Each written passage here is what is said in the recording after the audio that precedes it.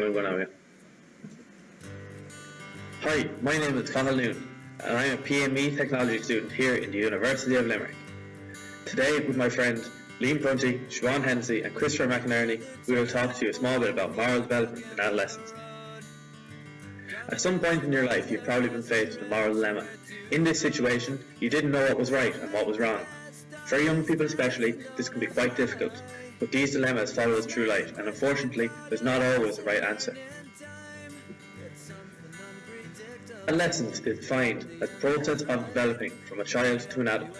Believe it or not, we aren't actually considered to be an adult until we're about 25 years of age. Moral development is the development of our ability to distinguish between right and wrong. Our parents, siblings and relations have a large effect on what we consider to be morally right and wrong when growing up. If we see our parents, older brothers or older sisters stealing or using bad language, we would naturally think that this is an acceptable thing to do. Although we all know now that this is a socially incorrect thing to do, having seen someone we look up to doing it, we believe that it is okay. This is known as modelling. As we grow up, we learn the difference between right and wrong, and become more closely aligned with our personal values and beliefs. Other people that have a large effect on us and what we deem to be morally correct and incorrect is our friends.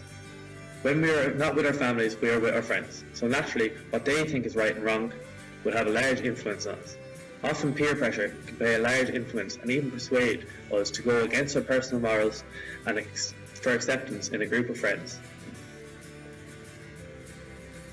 In school, teachers are a source of guidance, and their actions can greatly reflect on the students' personal morals. Outside of schools, celebrities, politicians, pop stars and sports stars all have a large influence on our decision making.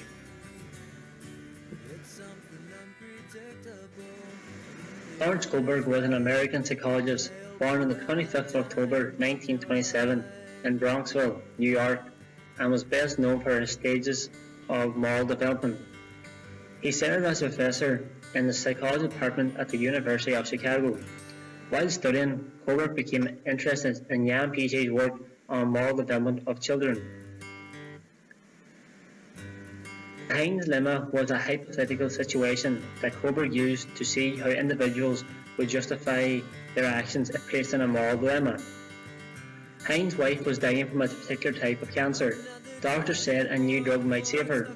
The drug had been discovered by a local chemist, and Heinz tried desperately to buy some. But the chemist was charging 10 times the money it would cost to make the drug, and this was much more than Heinz could afford.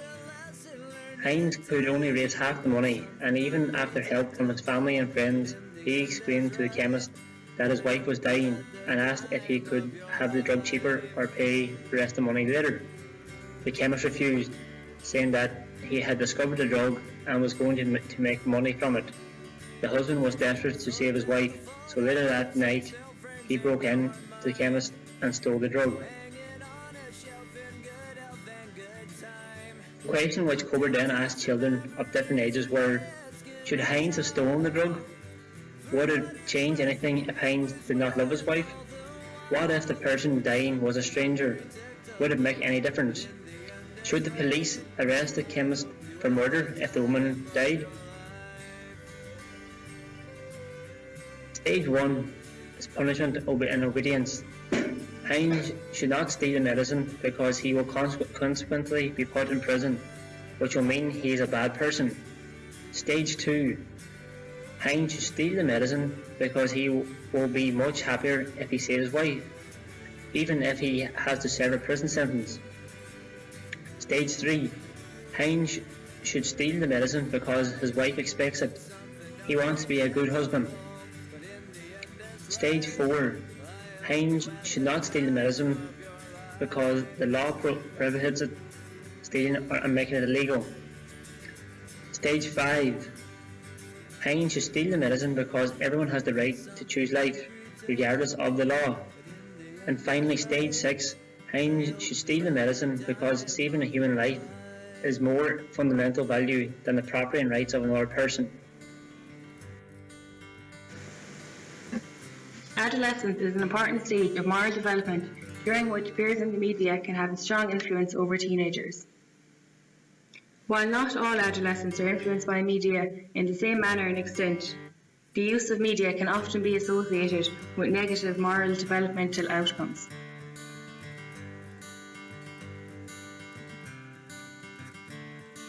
Adolescents are faced with moral judgments every day. In recent years, the use of antisocial, risky and morally disvalued media content has been reported by researchers to have a negative effect on the moral development of adolescents by encouraging high levels of aggression and behavioural patterns which are considered to be risky and unhealthy, such as bullying, lying, alcohol and drug abuse.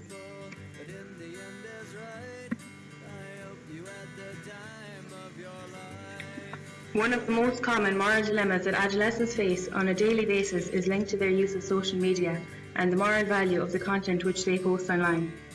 An example of such a moral dilemma would be, where your best friend is the victim of an online bullying, would you be morally right to get involved in an online argument between the bully and the victim, your friend?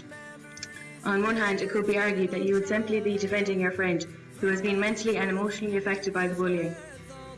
However, would the issue of cyberbullying really be solved by bullying somebody else to prevent bullying of another person, or is there a better approach to solving the problem?